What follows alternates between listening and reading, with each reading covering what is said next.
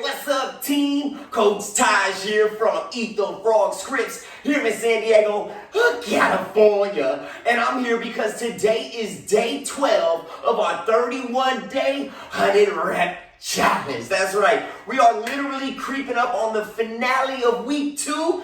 Ooh, you already know what we're going through. We're going through some serious gains. And we only feeling positive pain. You know what I'm saying, baby? So today, we're going to be hitting that core, but we're also going to feel it in the shoulders and a little bit more with these Mount Everest K2 mountain climbers. You know what I'm saying? We're going to climb the mountain and we're going to sweat like a fountain. All right, so what you want to do, you want to find some space on the ground. Now, I'm going to present options and challenges for this variation. Now, this usually begins in a high plank, but if you have any wrist issues or impingements, I'm going to give you options when you don't have that pressure in your hands, just in case if you have any wrist, shoulders, so on and so forth issues, all right? So, to begin the mountain climber, what we want to do is we want to start with our hands firmly planted on the floor. Now, we want to start in that high plank where the wrist is directly under the shoulder. We're going to then drive those hands into the floor, and we're just going to step those feet back into that nice high plank.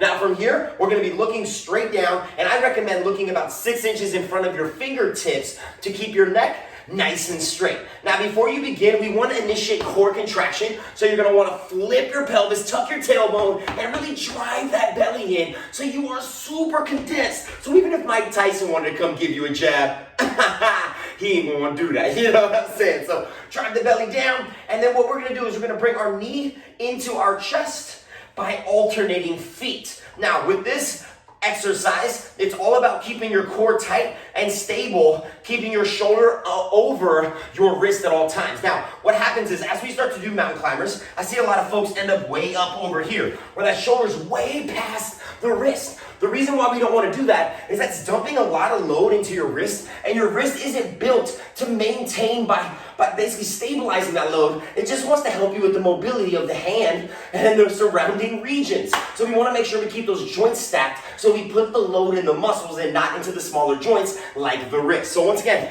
you're going to want to really pay attention as you're driving those knees in, keeping those eyes down and keeping that shoulder right above the wrist. Now, you don't want to lock out your elbows. I recommend keeping a soft bend in the elbows, and you're just staying steady and always ready. Now notice, I can either speed up my intensity, I can slow it down, and if you're like, Taj, I notice that your back foot, it's always off the ground as you drive that knee in. I'm having difficulty. Well, guess what? Here's your first option. Tap the toe, and then return. Tap the toe, and then return. Now, you don't have to come up all the way into the chest. If you're having difficulty, bring your knee all the way in, even with tapping the toe. Minimize the distance that you step the foot. You don't have to come all the way up in here. You don't have to bring those toes all the way up in here. We actually don't want to get caught too high because we don't want to end up with our butt way in the air. Even though we're climbing a mountain, we don't want our body to look like one. You know what I'm saying? So you want to make sure you keep that butt nice and low, keeping that body under control, and you'll be good to go. So driving the knees in. Once again, you got that option of just step and tapping the toe, nice and steady. Now, if you're like, Taj, I love this exercise. It really gets my heart rate up. My abs are on fire. My upper body, my shoulders, I'm just feeling a straight up burn, but it's still just too much. Well, guess what? Here's your secondary option.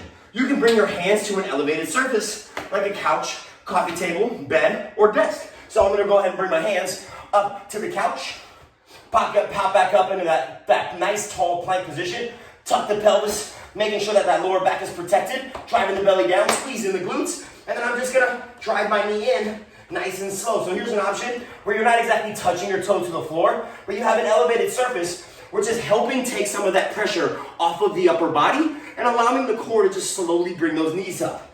Now, as you're driving your knees up, once again, you can minimize your distance. You don't have to go so far, or you can literally also tap your toe from here. Just make sure you keep that butt down. Once again, we don't want to turn that body into a mountain, but as you can see, I'm sweating like that fountain. You know what I'm saying? Now, if this type of surface here, like a couch, it's still just not high enough, guess what your next step is? You can take your talents to the wall. From the window to the wall. That body fat gonna be small, you know what I'm saying? So you come to the wall, you just put your hands on the wall, and you're just gonna bring your knees up to your chest. Now, if you're like, Taj, I got a nice little step. I wanna turn it up. Well, guess what? You just touch the wall, and you're lightly pressing into the wall. Now this wall, it's not highly supported, it's very, very thin. It's kind of just for aesthetic reasons. So you don't want to be pressing too hard on the wall. You want to make sure you're doing most of the work with your core. So I'm softly setting my hands here. Notice my wrists are directly in front of my shoulders, just like if I was on the floor or on the couch. My wrists are directly in front of my shoulders, and I'm just driving my knees, once again, up into my chest, almost like a high knee run, or just slowly step and drive the knees. But we want to make sure that our glutes are not poking out, tucking that pelvis down, keeping the glutes tight, keeping a nice straight posture. To make this more challenging from the wall, you can just go from a deeper ankle. Just make sure you have a nice supported wall that can hold that load. You know what I'm saying? Now, if you're like, Taj, I don't want to touch any surfaces. I just want to do a mountain climber in thin air. I just want to be out here and I want to get it in everywhere. You know what I'm saying? Well, you can just do a standing mountain climber. So it's opposite knee, opposite hand, and you're just climbing that wall, really grabbing, reaching, going for it.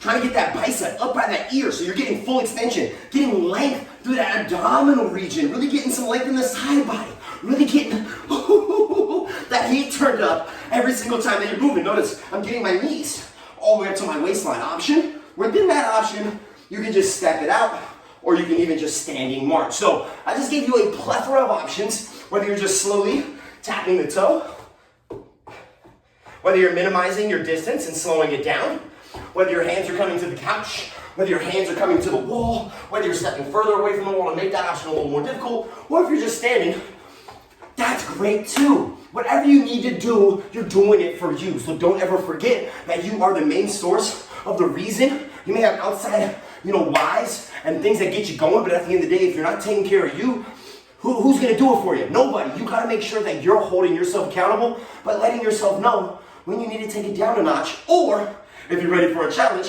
when to turn it up. Now a challenge, if you're looking to really heat it up, we're just gonna drive as hard, as fast, and as tense as possible. So notice my toes, they never touch the floor in front, and I'm just going intense. Now if you want to make this even more challenging, get your knees up higher. So almost aim for your elbows. Instead of just driving your knees into your chest, notice I'm bringing my knees higher. I'm activating more obliques. You can even bring the knees wide, so like a Spider-Man climber. Woo! Or you can go to an atomic climber. Knees go across. Or how about this? You do 10 reps one, 10 the next, and then 10 the next, and then 10 the next. So let's say we do just 10 regular mountain climbers. And then we go 10 to the elbows, and then 10 outside the elbows, and then 10 opposite elbows, and then repeat. Oh my gosh, you're gonna feel that heat. And you're gonna feel like you might need a breather. You know what I'm saying? So once again, it's 100 reps. So it's every knee drive is a rep. But I recommend that you start with whatever you can handle and then make adjustments as needed. Start with that basic, that shoulder over wrist, just nice basic. Slow step, adding that speed or taking some off, and then change your hands placement or your intensity as needed. But you gotta remember, this is all about core. You're gonna feel it in your shoulders. You're gonna feel it in the heart rate, because as you start to speed up the intensity, as you can hear, I gotta control my breathing so I can avoid the heaving. You know what I'm saying? Looking good for every season. And I'm giving you 10 different reasons why this is a beneficial exercise. It's gonna really help you be stronger. It's gonna be able to help you go longer. It's gonna give you more energy. You're gonna have the attitude of an abdominal activator. And you're gonna be a physical gladiator. But you have to listen to your body. Oh, and you're gonna be an all-season hottie. You know what I'm saying? That body gonna look like a Ferrari. You know what I'm saying? Vroom, vroom. Hey, y'all better make room, because I'm coming through. So anyway, do your best exercise option or challenge, whatever you prefer. If you think it's difficult, I concur. And other than that, just enjoy yourself. Don't forget that this challenge, you want it. You need it, go get it. I'm gonna go get my 100 reps in. You go get yours. When you fly, we soar. And tomorrow you might be sore. Turn up that core and climb that mountain, y'all. Let's get it.